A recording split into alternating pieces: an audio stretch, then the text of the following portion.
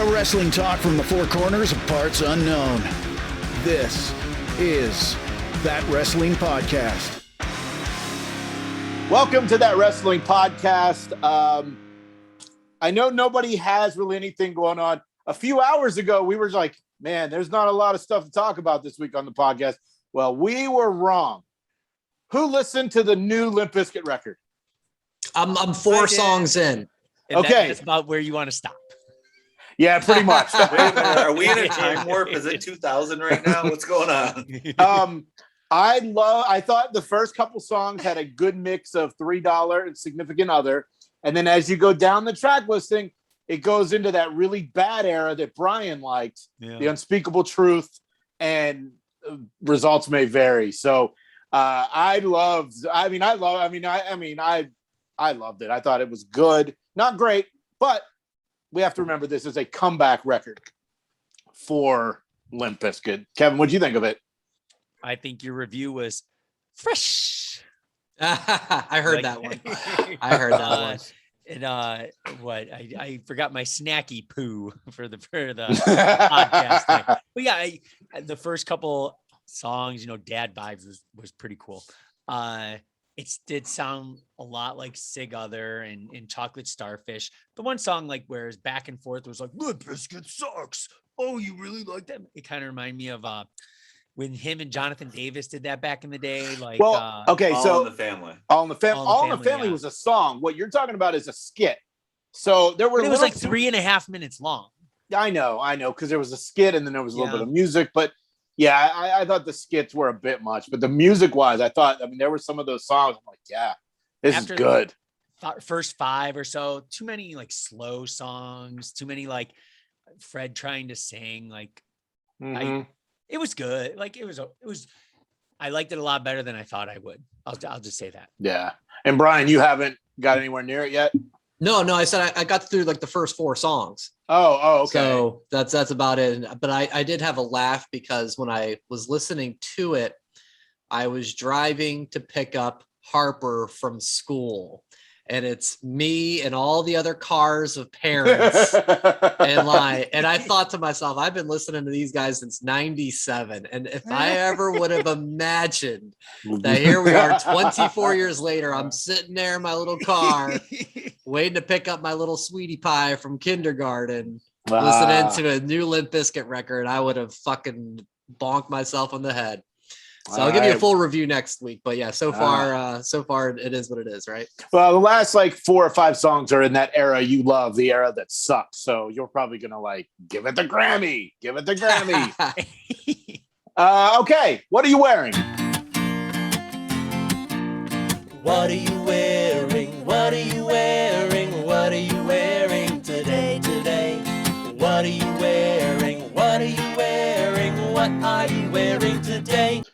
All right. This week, actually a couple hours before the recording, there were some releases. And we're going to get into that after we get into what are you wearing. I was about to wear a shirt from a group that I think may have gotten released. I went, you know me, I'm no spoiler. So I'm the only one that doesn't know anything about the releases. So I went, instead of grabbing the shirt I was going to grab, I grabbed an old school Wolfpack shirt, NWO, running with the pack. Kevin's favorite, K-Dog, Macho, Sting, Luger, and Big Sexy. Kevin, what do you have? I'm kind of lengthy sometimes in my descriptions, but I got this as a sweet $5 deal the other week, and before Laura, my wife, she's like, "Summer's over." And it made me think of Brock to Hulk Hogan, "Party's over, Grandpa." Wow. I'm wearing the yellow SummerSlam tie-dye shirt. Oh, okay. $5 deal. I should have got 10. All right, Brian. My inside sources said that you were going with Wolfpack, and we all know that the Wolfpack sucks. So I got the original black and white. Too sweet. Joe? I'm going with a current wrestler, which is shocking for me. It's the AJ Styles Phenomenally Done shirt. The gray, all right, Phenomenally Done phenomenally done AJ Styles instead of phenomenal one. What are you wearing is phenomenally done because I want to get into these fucking releases. Brian, start the list. Start the list. 18. Wow. Is that the most this calendar year? Because it was March, April, May, June, and then now November. 18 today. Who knows? I am going to be refreshing Twitter to see if there's anything more breaking news throughout the night. 18. So I put these in order of like least recognizable to most recognizable. Okay. Nice. So we'll start. Jeet Rama. Don't know who that is. No. Who? Katrina Cortez. No No. idea. Who? Zeta Ramir. No idea. This is the first one that I knew. Jessie Kamea. And she was in the Robert Stone brand NXT. Okay. Hanging with Frankie Monet. Trey Baxter, NXT. He was part of the what do they call that? The Breaking Star tournament. So I at least knew who that was. Okay. Okay. Now we're getting into some guys. Okay. The Lucha House Party is no more. Lindsay Dorado. Come on. Oh, party's over. Party's over, Lucha. No Lindsay Dorado. No Grand Metalik. They're both gone. Both those guys, I think, requested releases, so they were like, sure. Harry Smith made one .com appearance. And yes. Wow, okay. Unbelievable. Oni Lorcan. Wow. NXT mainstay, right? Tag champ at one time with Danny Burch. B-Fab from Hit Row. Oh. Wow. Yeah, that's a big one. They just got called up, and that's what makes that group, I think, just as extra special is having that female dynamic in there. I don't know. I don't think they need her. I think those guys are good on their own, but they are. Who's next? All right. Frankie Monet.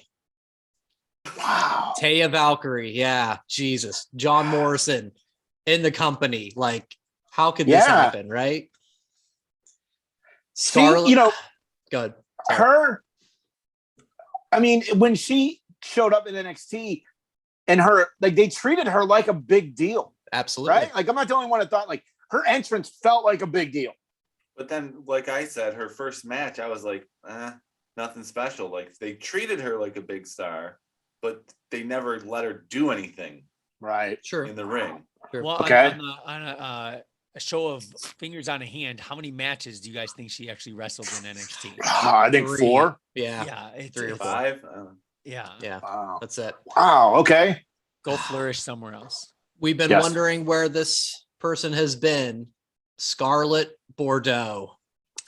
Oh, damn. Not surprised. Scarlett Bordeaux. Yeah. Because of where has she been, right? Yep. Where has she been? Only fans. Whatever it's called. We'll get into that later. You wish. Yeah. I do. Another one. Where have you been? A former member of Retribution, Mia Yim. Yeah. Again, we haven't done anything, right? She was Reckoning, right? It's interesting that they are clearing these women out. Yeah. Yeah. There's more to come, bro. Oh, okay. 18, remember. Ember Moon released. She wasn't really doing anything when she went back to NXT. And with NXT 2.0, I don't think she's been on in 2 months, right? No, probably not. Okay.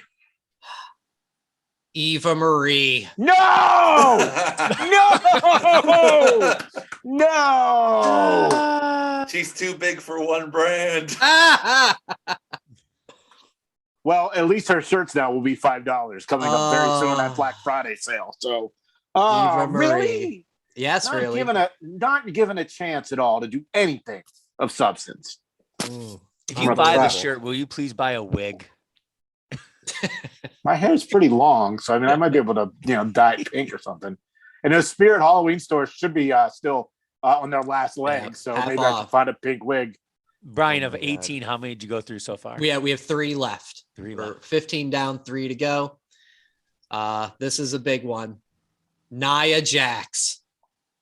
No way. And Joe is I can hear celebrate good times in the background, right? No, well, I finally got one right on my list of Nia gets released by the end of the year. So I predicted it back in January. Yeah. There's 2 more, right? Two more. And like, I'm paranoid that 2 more are because Joe and I have a 6-pack bet. Oh, It that's goes right. till January. You're safe. Okay. All right, go ahead. safe. Next one. Carrying Cross. Unbelievable. How do you do that? How do you do this? Such nonsense. Unbelievable. I am not entertained. Unbelievable. Get The last one, the one that of all the ones, I can't believe they dropped the ball. Keith Bearcat Lee. This is outstanding. This is outstanding. Wolverine Lee is gone. Nittany Lion Lee, this is the best thing for him. Of The course it absolute is. best. Because like I said last week, Shane Taylor is the key to rebuilding Keith Lee. The Pretty Boy Killers from Ring of Honor. This is perfect. Now, do they all have 90-day non-competes, 30 days? Is there any news on those? Yeah. Frankie Monet, Taya Valkyrie, Valkyrie, however you pronounce it. She did say, see you in 30 days. I think Scarlett did the same. So, most of these are NXT names. There's, probably 4 to 5 of the main roster guys like the Lucha House Party, maybe Cross, Naya for sure. But yeah, I think a lot of them are on the 30-day holdout, and then they're back on whatever indie scene, whatever promotion they can be. I'm surprised, but I mean, does anyone want to take a bet on what I'm going to say next? Because I say the same thing every time there's a set of releases. Good for this them. is probably better for everybody. Yeah. They're not getting used by WWE. And if this was 2015, it'd be a whole nother story. But now there are places to work and these people can flourish. So, Kevin, what did you think of all of this? Like, we had heard earlier in the day, there might be some releases, but you can only, that maybe it happens, maybe it doesn't. It obviously happened. What do you think of all this? John Laurinaitis did come out and basically, you touched base on it, budget cut reasoning, saving money. There's a lot of people, like Brian was going off the list, didn't know who they were. Some good NXT, Oni, like he's a tough guy. He always reminded me of kind of like Cesaro tough. But they didn't cut Danny Burch. Oh, that's true. That's interesting. Maybe. No, that's true. Yeah, they didn't. Or wait, was Burch the one that they were trying to recruit to Imperium? Remember, I don't know if that was old NXT or new NXT, but Keith, you mentioned Keith Lee. I'm happy.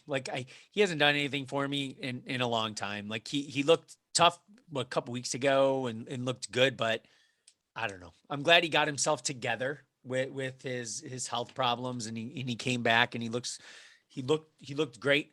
Go somewhere else. Kick butt. Killer Cross, right? Not Carrion, Killer Cross, Scarlett, go somewhere else. Be stars. Ember, never was a big fan, and then the list is long of others. But do you guys think there could be another day of releases? You know what? A lot of releases happen on Fridays to let it sit through the weekend.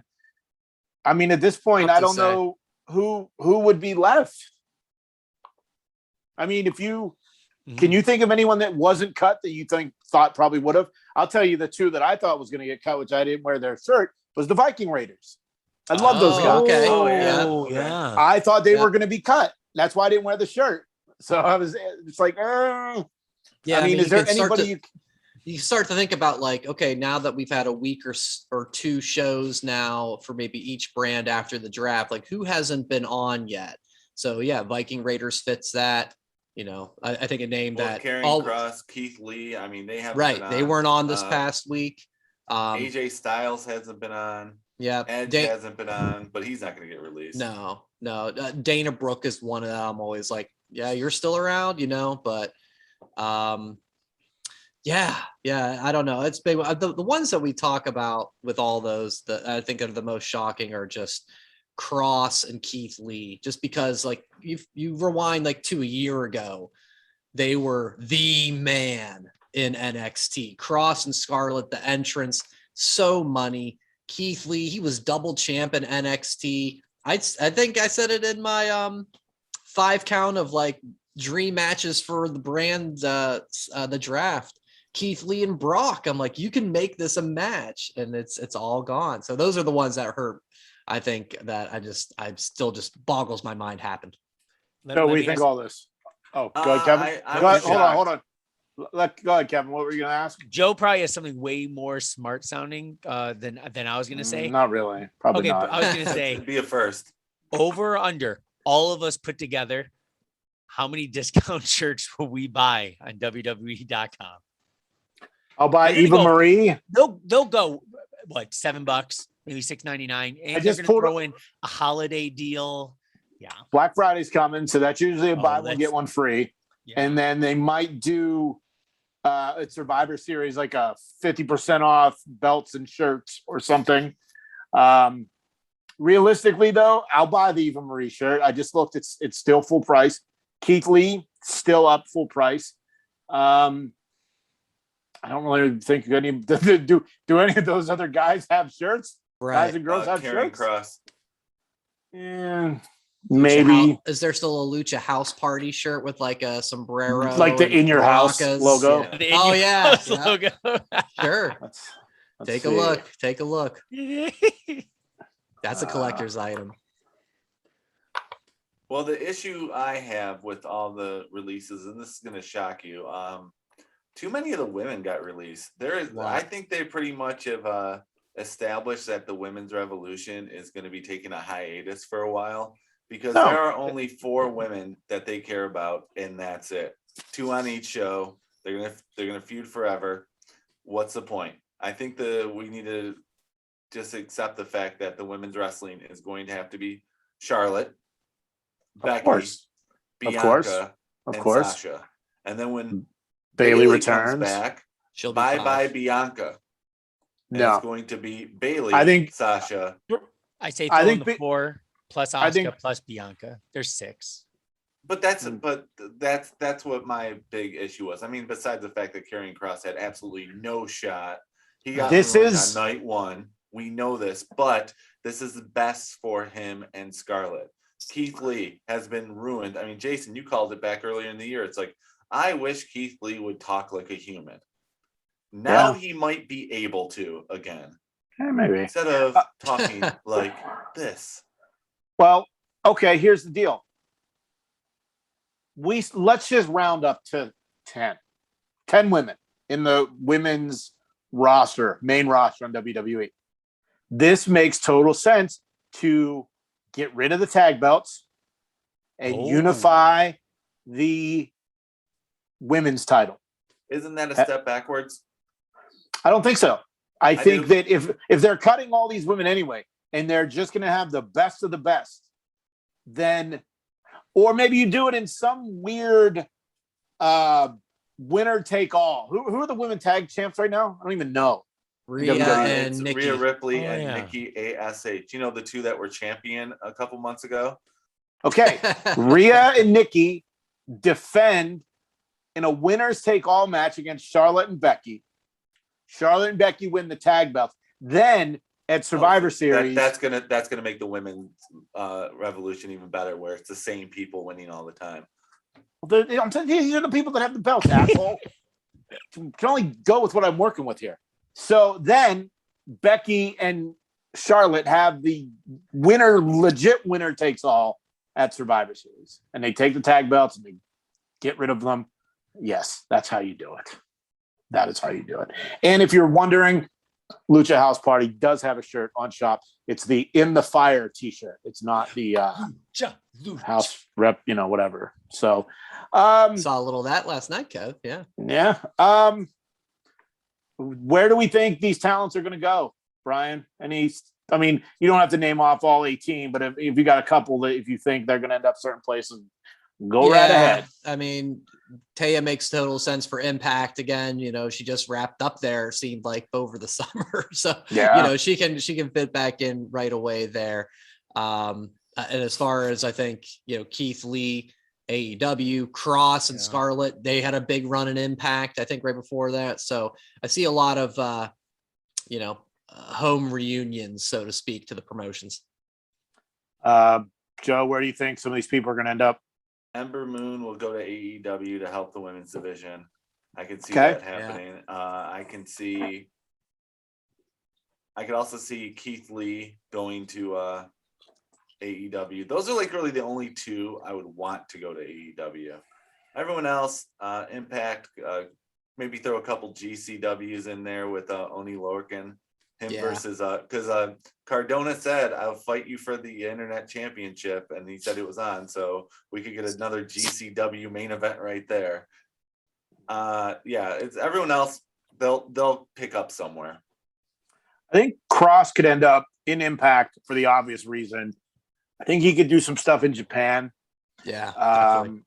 I mean, years ago, do you guys remember when the Inner Circle had Jeff Cobb as their like bounty hunter? Yes. I think it was against Mox. I originally had thought Cross would be great in that role. He's like a hired gun, an assassin. Keith Lee, like Hitman.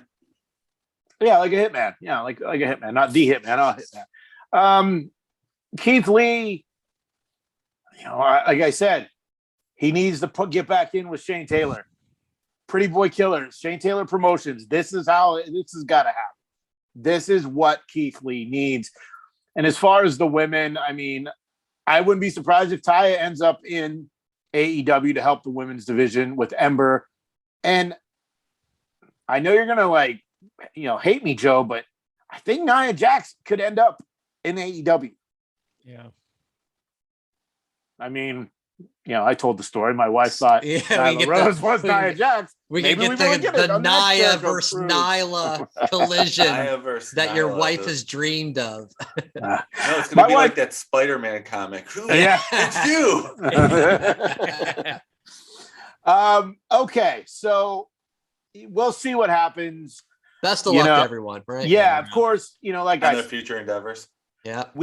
This is the time to get let go, because you can get your own merch on Pro Wrestling Tees or whatamaneuver.net, or you can get work, and you can work the indies. Your rate for the indies now has gone up extensively. So good luck to everybody moving forward. Now, earlier this week we had heard from Tony Khan that Jon Moxley had decided to go to rehab. Now, this came as a surprise. I mean, I didn't. Brian, you sent me this late. Yeah. Tuesday night. I figured everybody was asleep, but I knew you'd be up due to West Coast parts unknown time. And it was just breaking real late on Tuesday night. So I got the tweet from Tony Khan, and if you're watching on YouTube, it'll show up on the screen here in a second. Jon Moxley has allowed me to share with you that he is entering an inpatient alcohol treatment program. Jon is a beloved member of the AEW family. We all stand with him and Renee and all of his family and friends as he shifts his focus to recovery. Wednesday, Renee Paquette, aka Renee Young, tweeted, "Thanks for this outpouring of support. Jon is every bit of the badass we all know him to be. I couldn't be more proud of him for getting the proper help he needs and being given the space to put his health first. Couldn't possibly love this man more." Now, they just had a kid this year. And I'm not a parent, but I would imagine when you have a kid, you want to get your shit together and put it best foot forward. Kevin, Brian, you have kids. Yeah. I mean, not necessarily to this extreme, but when you guys had kids, was that like, okay, I've got to be the best dad, the best guy, the best person after your kids were born? I think at first I just said I didn't want to be an asshole. You failed there. How do I follow that? To give you a thumbs down on that one. But I would. Yeah. You hit it on the nose, right? You have a kid. You have to be almost like a larger than life, and he's already larger than life, right? His personality in the ring is just like that's your number one, and I'm just happy that he made the decision to get better. That's key. That's a big step, because there's a lot of people who don't, especially in his spot, because the tournaments going on, in such a thing with professional wrestling. I'm just glad he made the choice and decision for him and his family. That's big. Brian, you've got 2 girls. Was there that moment of clarity where it's like, okay, I got to be the guy here and do what I need to do? Yeah. Oh yeah. No, for sure. Your priorities just change when that happens, and it's not something that you can prepare for, but whenever, it happens just naturally of the roles and responsibilities of being a dad. So, yeah, I mean, who knows, it's kind of a wild time also because his book just came out. Like, I feel like Renee, like the day before, was like, my husband wrote a book and go get it and everything. And it's like, now this happens. And it's like, wow, like what has really been going on that just, this was the day that he finally decided to go get the help. But, like you said, glad he recognized it. I'm sure that, you would think that, extra stresses at home, having a newborn and living the life that he lives, certainly could be something that could spiral out of control. Sounds like he recognizes it and is doing the proper steps to get back on track. The book came out Tuesday morning. Yeah, there you go. The tweet went out Tuesday night. Yeah, geez, right there. And then on Wednesday, he was on Jericho's podcast. Obviously, this was recorded right a while ago. It was about to promote the book and everything. And I got the book. And it's a very different wrestling book. It's not, it's not the typical. And what I found most interesting was they wanted him to write one in WWE, and he wasn't comfortable with it. And then when Bryan Danielson ended up at AEW, he had said to him, "Hey, if you had you had another chance, would you write that book that WWE presented to you?" And Bryan Danielson said, "No, I wouldn't have written it." So it's very interesting, what the WWE wants you to find out about these guys. Whereas what Mox wrote, it was he joked and said on the Jericho podcast, it was the least edited book in history. So listen to the podcast after you listen to this. It's a really good listen. It's about an hour. Pick up the book. I plan to get into it a little more this weekend. It's not a very thick book, but I just can't wait to get into the Triple H stories, the Brody Lee chapter. Like, I'm really pumped about this. But what I wanted to talk about was CM Punk on Dynamite. Very heartfelt, because surprise, Punk had something to say on Wednesday. Very heartfelt, but he made it about his story with WWE. And that kind of was just like, come on, man. Just, not necessarily let it go, move on, but this isn't the time to try to throw a rock at WWE. You guys watch Dynamite, right? You know what I'm talking about. Yeah, I know exactly what you're talking about. Okay, I didn't catch the I know he said I should have asked for help, or I know where he was alluding to, but is that where you guys are alluding to, Jay? Okay. If you're in a situation where you're hurt and you're sick, like I was help, in. Okay, got it. Yeah, it was that. Okay, all right, gotcha. I was conflicted on that because yes, he did turn around and make it about him. However, he also gave it coverage and gave a platform for it. So he used his voice that he knew people would listen to give.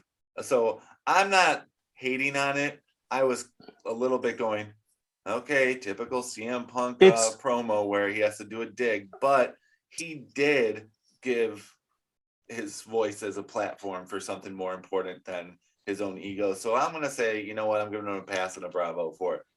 Last Wednesday night, the C stood for cringe, because that's what I did when I heard him go in about himself. But enough about that. I wanted to talk about Jon Moxley. In the 2 years since he has left WWE, Dean Ambrose did nothing for me. Joe, I feel like you'd be the guy to have a Dean Ambrose t-shirt. Am I right? No, but I have a Jon Moxley t-shirt. Okay. I didn't buy an Ambrose Asylum one because I assume you'd have been the one. He was too fake crazy. Yes. I liked him. You like Dean Ambrose? What did that even yeah. mean? Because I remember when we were at Brian's wedding, me and Joe were in the hotel room, and we were talking about like our favorite or who we think would be like the biggest star of the Shield. Yeah, we said Ambrose. I said Ambrose. Ambrose was the Shawn. I said Roman was Diesel, and Rollins was Razor. Mhm. When it came to like the Click.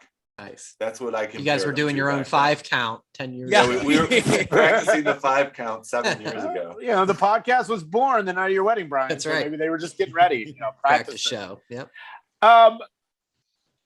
Yeah. So Jon Moxley, though, I was at Double or Nothing when he came down the steps right behind me. And ever since, he is an attraction to me now. Like, I want to watch him wrestle.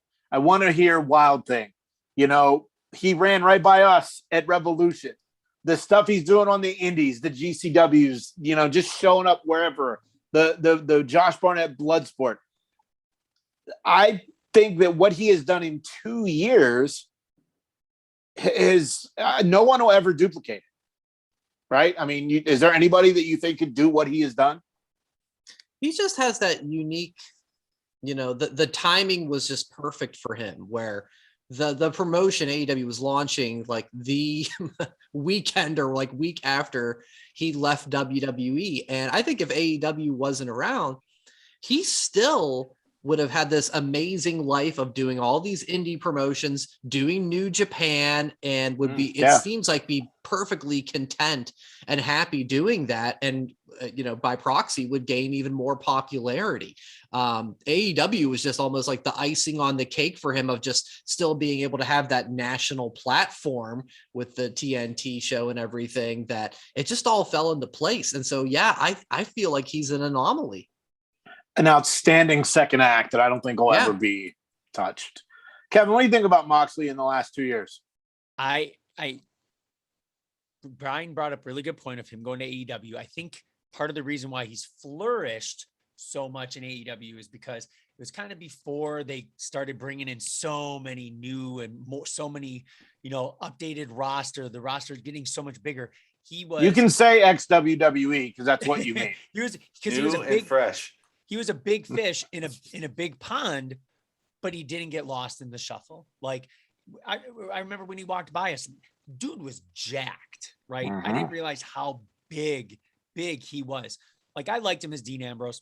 I liked him when he was crazy, but like we got like badass, except for the whole death match with Kenny. But not his fault. Besides that, just I've never seen myself root for so many guys, you know, that quit WWE, because I want to root for all guys in AEW, right? Guys I didn't know, or guys that came there from WWE. But I love Mox. I hope he gets better and comes back and kicks some ass. One guy I was going to say that I think does have a chance, and I wasn't a big fan of him, like I said earlier in the show. What if Keith Lee had that huge run, like left and just was remarkable? I was expecting you to say MJF. Oh, he's already there. He's already there. If it just depends if Keith Lee can actually talk like a human. That's big too. Because Mox, he's believable when he talks. He's a little crazy, but I believe that he believes everything that he says. And that's the crazy thing. When the time comes for him to return, do you want a surprise, or do you want a coming next Wednesday? It's the return of Jon Moxley. Surprise. What surprise? For the first time in 7 weeks, John. No, we don't want that surprise. And the thing about Moxley when he came into AEW for me was the fact that he was appointment television. He was must watch. He was must see. No matter what he did, it was entertaining. So that you didn't get that with Ambrose. Can you imagine what the pop's going to be like when he comes back? If it's a surprise, this is going to be Cena at the Rumble, Triple H after the quad tear. This is going to be fucking huge. So what's after Full Gear? Full Gear, and then there's one in February, March. It'd be Revolution. Oh yeah, Revolution. And then Double or Nothing. And then, you know, back around the pipe. So hopefully he takes his time, Fight takes some time off with his daughter, and just relaxes at home. And then shoot, if we don't see Mox till a month or two into next year, that's perfect. So Revolution. Yeah. Revolution. Yeah. Perfect. I went down the rabbit hole Tuesday night after Brian sent the text. I was watching all of his entrances, with Wild Thing, because that is the best entrance song. Like, they did the Trogs version one time when he was wrestling the guy from New Japan, but X's version of Wild Thing is such the perfect entrance song for Moxie. But we all wish Mox the best. Get better. Take care of yourself and the family, and then we'll see you hopefully, March, April of 2022. So we're going to touch a little bit on Dynamite. I had mentioned CM Punk's promo. We got the Inner Circle against American Top Team and the Men of the Year. This whole thing has been a giant clusterfuck, in my opinion. I mean, Dan Lambert's cool, but the rest of them, terrible, including Paige Van Zandt, who, if you know her from her MMA career, she wasn't very good. She has one highlight scissor kick win, but she's more known for her Instagram. She takes really good Instagram pictures. Cute girl. And she's on Dancing with the Stars, I think, right? Yeah. That's her. She, in recent weeks, she's tried to talk. She hasn't been very good. But this past Wednesday, she wants to take on all 5 of the Inner Circle by herself. She had to have an IFB in her ear, someone feeding her the line, because she has never spoken that well. The jokes wrote themselves. They did, yeah. Now, did you guys have any that you blurted out as it was happening? Because I had one, and I tweeted about 15 times hoping it would stick, but it's not sticking. But I watched it, and it was like just like the whole crowd. That's like when she's saying it, and that Jericho's coming up next. That you just go, oh, here it comes. I was just going too easy. Too easy. Yeah, too easy. I was like, oh, she is too and easy. Didn't Jericho say this? He's like, wow, this wrote itself. Or he said, he even said, he's like, the jokes wrote himself. I hope that I hope it ends up on her OnlyFans, and I hope it's called In Her Circle. Yeah. Very well may. Oh, that's very punny. So I don't know if she'll actually be in the match, but the MMA guys just don't work for me. I love MMA and the UFC and all that shit, but this just doesn't work for me. But Paige Van Zandt definitely got over, for her thing. But what I found interesting too, people online were complaining about Jericho slut shaming Paige for having an OnlyFans. And I didn't really think it was that big of a deal. Like, they've been making jokes about American Top Team, like who's the top, who's on the top, the whole time. And then, obviously Wednesday, people were starting to say Jericho slut shaming and all this stuff. And I think that's bullshit. That's just a little too sensitive. So you're trying to tell me that people on the internet overreacted in a negative way. I know, it's crazy. I cannot believe it happened. Wow, the world. People should never go watch the Attitude Era then. I think about that too. Like all the Stephanie McMahon promos. Right. That's what I was thinking. Was Vince approved and Stephanie loved? Yeah. Dirty, if you were rotten, offended, filthy, disgusting, bottom feeding trash bag. If you were offended by the Jericho Paige Van Zandt stuff, please Google Chris Jericho, Stephanie McMahon Attitude Era, and enjoy the TED Talk. Catching Cody versus Andrade was really good. I enjoyed even with the interference at the end. I thought it was a great match. And then some follow-up from last week. We had talked about the potential for an AEW network. This, of course, was on the heels of Ring of Honor and the tape live, but we're not talking about that. We're talking about AEW's network. Tony Schiavone came out this week and he said that most likely by the end of 2022, there will be an AEW streaming network. Now, somebody had said to Tony Khan, will AEW become part of the HBO Max library? I guess Warner and Turner have some connection to that. And Tony Khan's like, when they come up with a lot of money, we'll be on HBO Max. So most likely this will be an independent AEW product like New Japan World, AEW or WWE Network, which I think is best. You know, Package we see Plus. what's happened to the network on Peacock. So hopefully that will not happen. Yeah, I never watch it. AEW. You know what? I used to go on the network all the time, be like, oh, there's a new Chronicle, there's a new 24. Yeah. They don't do that anymore. Miss those. You get the Austin Broken Skull sessions. And you get the pay-per-views, and that's kind of about it regularly, right? Yeah. Sad. And then some in-ring stuff.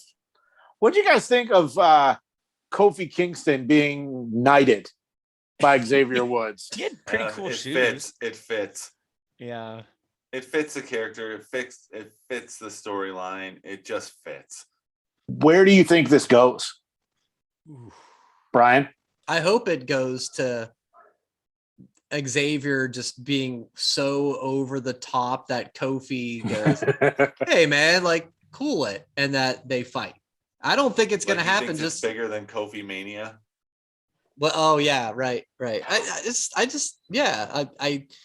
think that, you know, happy-go-lucky Xavier and Sir Kofi and like their jolly merry way can only go so far. But I want Xavier to be like, shine my shoes, Sir Kofi, you know, stuff like that. You know, like, you know, and Kofi's like, really, man? Like, yeah, I'm the king. Like, let's get some of that eventually. So you want Kofi to be Virgil? Oh, damn. Or do you want In Kofi theory. to be Charmel and King Booker, and he's like, I'm sick of being Charmel. I mean, that could happen too. Kevin, what do you think of the knighting? I thought it was funny. I mentioned, I think the coolest part of it was just I don't know why, but I'm just looking at the shoes that wrestlers are wearing to the rings like all the time now. They're sweet. I can never afford them. But they're like sweet looking Jordans that I've never seen before. I thought it was funny. That's all I really have is I like the Golden Girl funny, reference goofy. because of how much he loves the Golden Girls. True. I hope this breaks up the New Day officially. No, it won't. No, because the Usos going to face. They have 5 more years of feuding. Hopefully the Viking Raiders will get that push now that they didn't There get you let go. go this week. Yeah. How about this? As of this recording. Still Woods. Oh yeah, true. Woods versus Kofi versus E at day 1. Sure. I like it. I think versus it's more the of Usos at day you're so 1 convinced, ish. Brian. What'd you say? Brian, you're so convincing that you're interested in that match. You're like, sure, let's see it. Why not? Sorry, no. I want to see conflict eventually. Yeah, me too. Day me 1 too. sounds good. Just like the Usos, they've been down since day 1, right? Let's Ish. go. Ish. That's Ish. right. Last week on SmackDown, Roman Reigns not there. Brock Lesnar fined $1 million, $100. which is what, an appearance for him. That's what Bully Ray said. Yes. That's fine. And then of course there, you know, the Paul Heyman side of this. No Roman on SmackDown. Brock gets fined, and then they go to Heyman for comment, and he really commented. I didn't think he would go that far, but what do you guys think? Where is this going to go? What's going to happen with Paul Heyman? Is Paul Heyman a good guy? Is Brock Lesnar a good guy? What do you think's going to happen? We'll start with you, Joe. Paul can never be a good guy. No, I think it's kind of like the whole when Bobby the Brain was sort of teetering towards good in WCW. You don't want to cheer Paul Heyman. So whoever he's with is going to be the heel in this feud. So it's going to be Roman for a while. I think he's just going to keep teasing the Brock Lesnar till Mania. And he's going to decide with whoever they decide, and post Mania, who's going to be the heel. do you think they're going to make Roman? It should be Roman. They're going to turn. You think they're going to turn Roman? Yeah, I think he's going to Really? get too many cheers now by Mania that they'll turn him, and Brock will go back to being the monster heel. Huh. As in Roman being monster heel. No, Roman's going to go back to being face, Oh, gross. No. Icky. but still with the head of the table gimmick. Yucky. We call it a tootie. We call it. The NFL picks will be coming up. We'll get to that later. Yeah. Wow. And then Shotzi Blackheart turned over a new leaf. She beat the shit out of Sasha. Yeah, I'll take that every day. Yeah. She's mean. She looked good. I like. This is the thing. I usually like the bad guys, right? I like the heels. Doesn't matter if you're a man. Doesn't matter if you're a woman. Doesn't matter if you're non-binary. I got nothing against anyone who likes to be a bad guy. I like Shotzi when she was a face. I did. I love Shotzi. I thought her tank in NXT was cool. Gets to NXT, I thought she was fun. She looked badass when she was beating down Sasha. She looked badass. Not smiley. Like she has like what nationality is Shotzi? I don't know. Don't know. Like werewolf. Like a mix of something, but like Hey. she just looked mean. Plus, I think she's pretty good looking. Not gonna lie, but like What? she just looked- No way. She just looked mean, like super mean. I love the flip. I love the. She's American, Kevin. Oh, thanks. She is American. And So her am name I, is. But I'm Ukrainian. That's what I. Oh, she's Filipino American. Oh. Her name the is green Ashley. hair real? It doesn't say here if the carpet matches the rug, or the Isn't drapes that the match same? the rug. Yeah. But it says her name's Ashley Louise Urbanski. So, and Kudos so to Ashley. she's a Filipino American. But does this make Sasha a good guy? Because that's not going to work. That's never worked. I agree, Jay. But doesn't she have to be because Charlotte is the heel? Doesn't it have to be someone? Why has to be the why face? can't there be lots of bad guys? Well, there's only like 4 women left on SmackDown, so they can't all be heels. Even though Kevin would prefer it, like I just like heels. Hey, Tamina's still here, isn't she? Oh my She did not get touched. Oh, Tamina survives. Wow. Mamma Wow. mia. Natty No one's too. meaner than her. Yeah. Oh, yeah. Natty's set for life. She is Yeah. because she is the PR WWE dream of doing any interview and talking about my Uncle Brett. And you sent about her basements being painted with a big mural of Brett, Jay. Yeah. So she's fine, right? Like she's amazing in that role. Absolutely. So she's ain't going nowhere. Which is weird because her talking in the ring on the mic sucks. Yeah. Terrible. But yeah, she's a PR dream though, I think. Every Yeah, interview, yes. like back when, remember when the network used to do like WWE top 10 countdown and like top 10 tag teams, like they'd always have her on to talk about, well, the Islanders were really good because, or whatever. My Uncle Brett used to always say about Yeah, she was great in those things. So yeah, she ain't going anywhere, but Tamina survives. Wow. Get your shirt now. Does she have merch? I guess I can pull that up too. Let's She get got into her first. She got her first merch after Media. NXT was pretty good. I kind of fast forwarded, and here's what's really crazy. So I was busy Tuesday and I couldn't watch it live. And normally I try to stay off the internet because I don't want it to be ruined. And I had to look for something, and it ended up that I was under the impression that Braun Strowman showed up at NXT. Oh, And I was panicky because there was a picture and it was about how he's dating Raquel Gonzalez. Yes. Okay. I was paranoid that Braun Strowman showed up at NXT. And I'm like, no. So all day I'm like, I'm at work and I'm driving and I started, I got to watch NXT, before Thursday. And I'm like, I don't want to see Braun Strowman on NXT. And luckily he wasn't. So I'm glad I was wrong. NXT was pretty good. And I'm so glad I'm getting the dominant female faction of Toxic Attraction. They're so badass. And, Mandy probably needs some more work on the mic. I don't know. The solo promo was definitely not the greatest. Dakota Kai, is she kind of like a superhero now? Like, did you guys notice her pose when she came out? She was like Black Widow. oh, she's always like done that. Really? weird fist That thing little like where she gets down on like one knee and like does it. does like a Shawn Michaels leg on the outside pose, and But she had this little like eye face paint makeup thing going on. Well, I don't know. I Obviously, just thought it whatever was weird. What she did post match was weird too. So I don't know what quite's going on.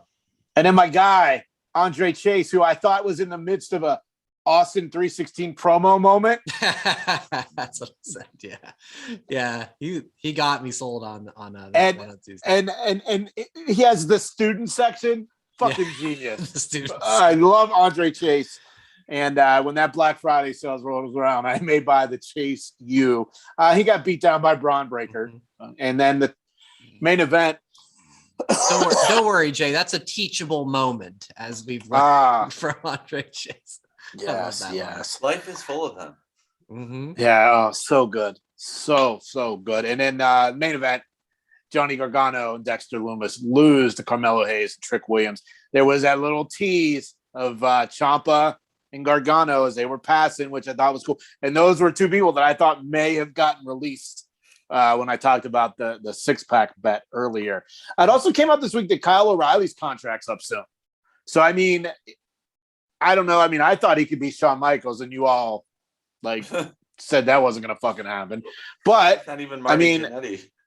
if he leaves, is it a huge loss, Kevin? Oh, big. He will be the fastest AEW signing of anybody.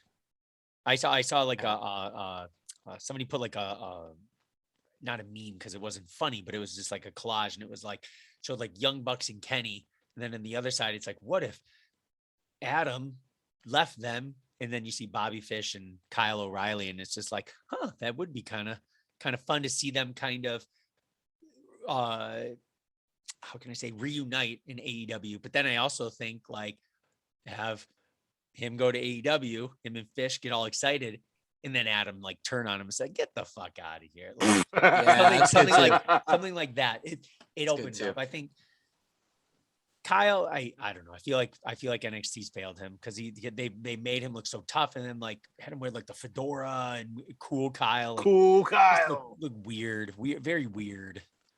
I mean, I think the Von Wagner part, like I said, I think this could be a Shawn and Diesel situation if given the right creative, and you have Shawn there. Like, come on, it's not that hard. And then before we get into this week's 5 count, Brian, I'm kind of bummed. You kind of let me down this week on Twitter.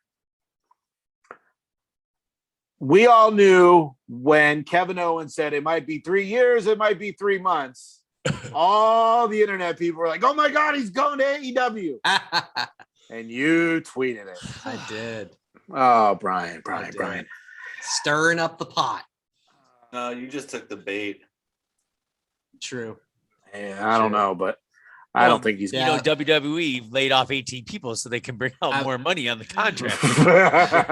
I was that meme of the office of, "Oh my God, it's happening! It's happening!" when KO dropped that line of like, he's talking about his contract. Oh. What, you didn't have the gif of Cody? Oh yeah. Oh, that's appropriate funny. too. Yep. I was sitting on the couch and I was just like, "Are you fucking kidding? Like, come on." Yep. But I mean, I guess if you're him, you have to do that type of shit. But as a fan, I'm like, nah, I'm good. Don't need to see that. So I mentioned the 5 count, and we probably should have done this last week, but we're a little slow here. This week's is the top 5 celebrity cameos. And I'm not talking like the one we got Kevin for his birthday. That would have been number 1. That Wrestling Podcast presents the 5 count.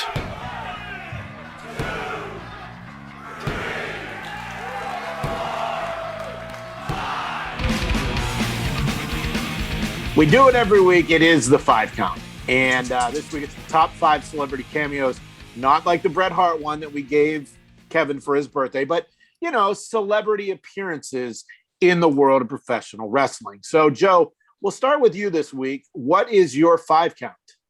Okay, I tried to keep mine to one-time appearances, not appearances, and then they did a storyline for like a month. Okay. So, number 5, Hugh Jackman when he hosted Raw. You're just saying that because of yeah. the Cardona bullshit, but oh, hey, Ah. But it worked. That was great. you love And- Mark yeah. Cardona. We and get it. And it fit the movie he was promoting too, Real Steel. He was the coach of the underdog, so it Wasn't worked. that like the Rock'em Sock'em Oh. Robots movie? Yeah, it was. It Yeah, was it a was. bad movie. It was a bad movie, but it worked Oh for my God. that episode of Raw. And he did a good job. It seemed like he actually respected the business. Quick Number- aside to that. Sorry, Joe. Quick aside because it applies. Real Steel was, I don't know if it was a Disney property or we just had a nice relationship with a local movie theater. We somehow ended up with like 1,000 mini Real Steel movie posters. And we would give them to kids like over 2 years after that. They'd play their game and like we'd have, like the latest Disney Channel thing, and all the runners up would get, "You're getting a Real Steel mini poster, kid." Wasn't that a Disney movie or like a DreamWorks movie? That's or what I'm something? saying. I don't know if it was. I think it was 20th Century Fox. I don't know. Yeah, but we had a good relationship with a movie theater that were like, "You want posters? Here you go." And we gave those out for like 2.5 years. That's funny. Sorry, go ahead, Joe. No, that's fine. My number 4 was on a SmackDown in 1999 when Vince McMahon crowned him the box office champion of the world, Arnold Schwarzenegger, where he started a fight with Triple H on SmackDown when it was the first year SmackDown was on. So having Arnold at like towards the end of his peak, but not exactly, not the governor yet, showing up on UPN. Oh yeah. Yeah, on WWF UPN. There you go. SmackDown. That was a big deal. Number 3 was from WrestleMania 5, Morton Downey Jr. Oh Mhm. wow, good on one. Yeah. Piper's Pit, getting the Fire sprayed extinguisher. with the fire extinguisher. Nice. Because I remember that show as a kid because my dad used to watch it, and it seemed like he was just obnoxious. So that character fit perfect with Piper returning. Was Morton Downey Jr. Jerry Springer before Jerry Springer was Jerry Yes. Springer? I feel Okay, like I that, thought yeah. so. Yeah. Like at that time, what I remember, it was like, Donahue and Geraldo. Morton Downey Jr. was like the Dollar General version of real journalist, I guess. Gotcha. Number 2, Drew Carey at the Royal Rumble. Nice. It was a memorable moment. He was only on once and he got into the Hall of Fame for it. And number 1, someone who should be in the celebrity wing of the Hall of Fame, probably one of my Flo favorite Rida. one of my favorite Raw guest hosts, Bob Nelly. Barker. Okay. Bob Yeah, him and- Barker, the price him of and Raw Jericho. Him and Jericho were Jericho, no amazing shirt. with the Chris, and he just kept calling him. And Jericho was in that serious moment, where like the suit where he and would everything. talk real slow and Exactly. you And know. Barker just like was amazing. And Jericho in one of his books too was like, I did everything in my power not to laugh because everything he was doing was gold. So No. Bob Barker, number 1. So I'm gonna go next. I really, really like what Dan Lambert is doing with AEW. It came out he's gonna be one of the members of the team that gets his ass kicked at Full Gear. But I really enjoy. He's very funny and he's just loud and obnoxious, and he's a real fan. He is the biggest belt collector, like I believe, in the United States. Like he has a huge collection.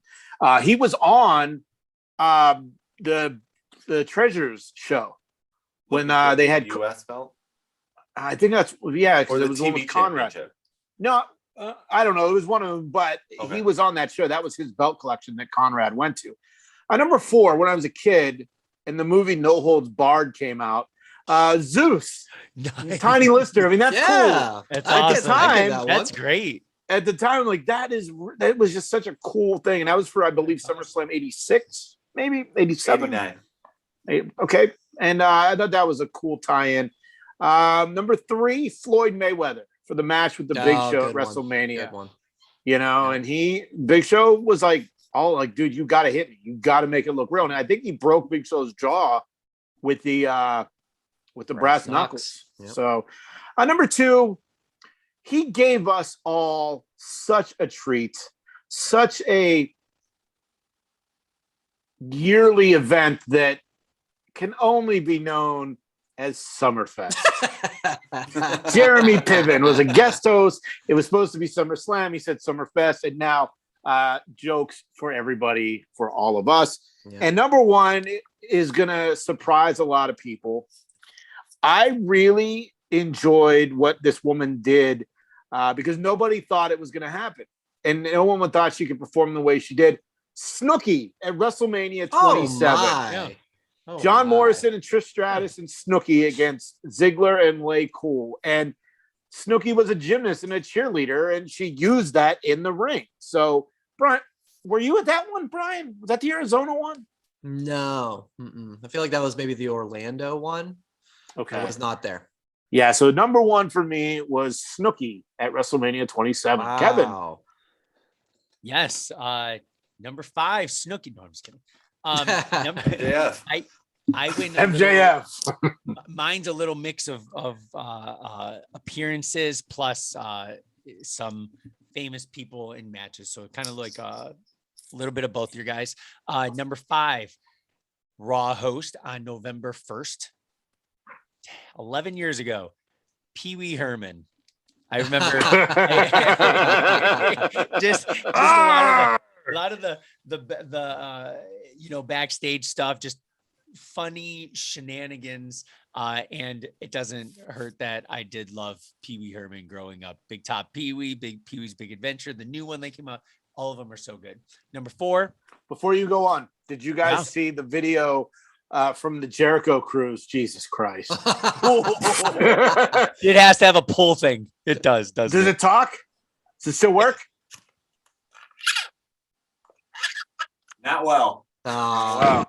If you're just listening to this, Joe just pulled a Pee Wee Herman doll off of his shelf. Did you guys see from the Jericho cruise, they Danhausen and Will Ospreay saved Orange Cassidy and Jericho from a bunch of people. And, Brian loves Danhausen, who just got hurt. So go buy one of his shirts to help get him back on the men. They did. He said that it wouldn't be the Chris Jericho cruise, or Chris Judas, as Danhausen refers to Jericho, without everybody doing a shot of tequila. And everybody did a shot of tequila, and then he did the Pee Wee Herman dance to tequila. It's on YouTube. Go check it out. So it's pretty fun. Go ahead, bro. Go ahead, Joe. Kevin. Yes. So number 5, Pee Wee. Number 4, Joe, you're number 1. I love Bob Barker, guest host, and I said it before. I think the funniest thing was Jericho just out there without a shirt on and with the tag, and it was just so funny seeing those two just banter back and forth. Number 3, he was on multiple weeks, but I'd probably say the best celebrity in ring performance we've ever seen. The lead up was good. The performance itself is what sealed the deal for me with Bad Bunny. Just with a lot of the stuff leading up to it, and he, just to make himself look good, he propelled Damian Priest as well, because Damian Priest is freaking badass right now. Now he is. Number 2 at the time, I thought it was cool. Then I didn't realize he ditched some Bulls team stuff. Rodman, just the appearance with the NWO. I thought it was pretty sweet, unexpected. I just thought it was very cool. Was it too sweet? Too sweet. Whoop, whoop. And then number 1, I don't know if it's going to be on Brian's. It has not been on yours. Both of your guys is Mike Tyson, DX. Oh yeah. Everything that involved with that whole thing. It was huge, right? The baddest man in the planet, and then showing up on, in WWE land, and then siding with DX. Then of course at Mania, flipped the switch a little bit, but yeah, that's my top 5. And Brian. All right, so I'll change my number 5. I had Piven for the reasons you said, Jay. But you can go Piven with Ken Jeong. Yeah, with Ken Jeong. I found the YouTube clip, and I wrote down the text. He goes, I think he's talking to the Miz, and Cena's with him, and it goes, you're going to be banned from Summerfest. And Cena tries to correct him. He goes, so you're saying he'll be banned from SummerSlam? Is that what you're saying? And Piven goes, yeah, SummerSlam. And then he goes, and Summerfest, whatever that is. So he continued to mess it up because he does. Why not? But so I'll change that. My number 5. It was triggered when you said Pee Wee Herman. How about the Muppets hosting Raw? And specifically, remember Beaker with Sheamus and that backstage? Oh yeah, okay, yeah. Sheamus like, hey, part of your family, because they both had the spiky red hair. Yeah, at the reunion. See at the reunion. How's Uncle Larry or whatever? So okay, so I'll give that as a number 5. Muppets was a fun one, yeah. Taking place at Piven. My number 4. I'm so glad no one said this. K-Fed, Kevin Federline. Oh yeah.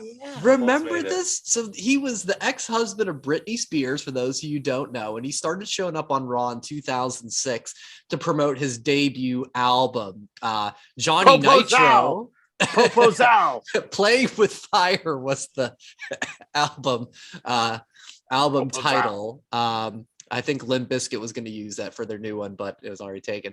They were brought up by Johnny Nitro and Melina, John Morrison, of course, and then Cena got involved, and they ended up having K-Fed challenge Cena to a match for the New Year's episode of Raw. And Cena actually got pinned by K-Fed. He was like the perfect heel because people hated him in real life because they all thought he like mistreated Britney and he was a freeloader and everything, which he probably was. And he was so good in his role. So I always remembered how good K-Fed was. I've heard, people talk about him like that because the perception is he's a scumbag. Yeah. I've heard other people say he's a legit good dude. He was on some TV shows and, guest spots, and after they would go and he'd be buying rounds and just, having a good time, like a legit good dude. So it just goes to show public perception, not necessarily the truth all the time. It's crazy. My number 3 was on your list, Kevin. Yeah. Bad Bunny at WrestleMania. I mean, when he did the Canadian Destroyer on the outside of the ring, it's like, what is going on? So, every interview you heard with him off WWE television was like, this was the best moment of my life. I love the business. You heard the other wrestlers talk about how he was at the Performance Center and putting in the work, and hearing that, I think, just brings it that much more of a notch up for me. My number 2 is Pete Rose. Rose from Mania 14, 15, and 2000. Yeah. I thought that's who Jason was going to mention. It became a yearly thing. Yeah. It was with Kane, right? With Kane. Yep. He would go and attack Kane, and kind of to put a bow on it all, when I was researching for this was, remember the hilarious line when Kane and Daniel Bryan were in anger management, and they asked, Dr. Shelby asked Kane what his problem was. And Kane said, for reasons never quite explained, for reasons never quite explained, I have an unhealthy obsession with torturing Pete Rose. And I remember laughing my head off because those were so funny moments. My number 1's your number 1, Kevin. Mike Tyson. I mean, if you weren't around back in the 80s, you were too young for like the peak of Mike Tyson as a boxer. There was no one bigger. There's no one more captivating. And then, you throw in Mike Tyson's Punch Out. I mean, Tyson was the man. And of course, everything happened, and him and Stone Cold, the brawl on Raw, everything that happened in Mania 14 changed the business. It changed the Monday Night Wars to WWE, WWF at the time's favor. And the rest is history. Mike Tyson's my number 1. Who made your 5 count? Let us know on social media using the hashtag TWP5count. And that's about it. We are almost out of time, but before we get to the guys, NFL real quick, before we get to all that, I told you I'm going to be scouring Twitter during the show for the latest on the releases, and a very interesting note has come across Twitter. This is the New York Post, and this is again from them. The line says in the story, a source with knowledge of WWE's operations told the Post that one of the reasons Nia Jax, a former Raw champion, was released is that she is unvaccinated. Oh, okay. So maybe some of these talents weren't vaccinated. So, and I saw that link. There's a gentleman I follow, Andrew Zarian. He's the host of the Mat Men podcast, and he does a lot of the breaking news that I see on as far as like scheduling and things like that. And he put on there, he goes, spoke to a source regarding the roster cuts. It's believed that possibly 4 individuals were released due to not being vaccinated. So that's another layer to the story, friends. I wonder if this is a case where they said they were vaccinated, or maybe they just weren't. I don't know. They just don't believe in it. So we'll keep tabs on that. Make sure to follow us on social media at thatwrestlepod over the weekend to keep up with the releases and more stories behind that. But we did have an NFL picks video this past weekend. Brian, why don't you break down what happened? Because again, Brett was not the picture on the YouTube video. So, Can you just give him even if he doesn't, you can get them all wrong. Now, it's showing favoritism that your daughter is the goddamn picture. I won't lie to you. When I get that up on the YouTube, I'm firing it off. I'm not choosing the thumbnail, so it's just the YouTube algorithm that's picking. Go choose a thumbnail. Scout's honor. All right, we'll try a thumbnail. Okay, work on next that. Week it's going to be Brian. Yeah, Brian and Harper going. Me with my Steelers Halloween mask on. No, I put that away for this year. This past week we got down and dirty or stinky, as some would say, as we got the origins of the stinky brown butts thanks to Brett, as we had the Browns and the Steelers as one of the matchups, and that's where Harper had to chime in with of course Kevin had asked Brett, why do we call it the Browns? And Brett said, it sounds like a fart. And Harper had to chime in, we call it a tootie. So we had a good laugh over that. But the kids, they tied. It was a good week. They went 2-1. 2 of the matches, they had different opponents. Harper won with Steelers over Browns.